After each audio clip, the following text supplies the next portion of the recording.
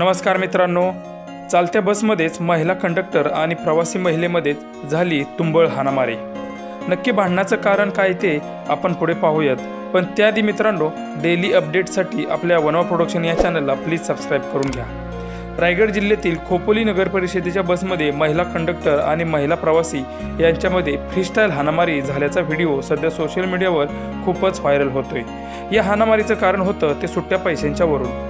आधी या दोघींच्यामध्ये शाब्दिक चकमक झाली, त्यानंतर ते भांडण चक्क हाणामारीवर येऊन ठेपलं।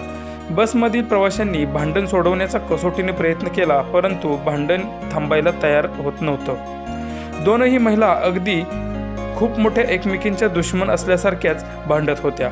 या दोघींच्या भांडणाचा व्हिडिओ सध्या सोशल मीडियावर खूपच व्हायरल होत आहे। बऱ्याच ठिकाणी प्रवासी आणि कंडक्टर यांच्यामध्ये वादावादी होत असते। काही समंजसपणामुळे वाद पुढे विकोपाला जात नाहीत। या प्रकरणामुळे सुट्ट्या पैशांच्या वर सरकारने काहीतरी तोडगा काढायला हवा अशी चर्चा प्रवाशांच्या मध्ये आपापसात सुरू आहे।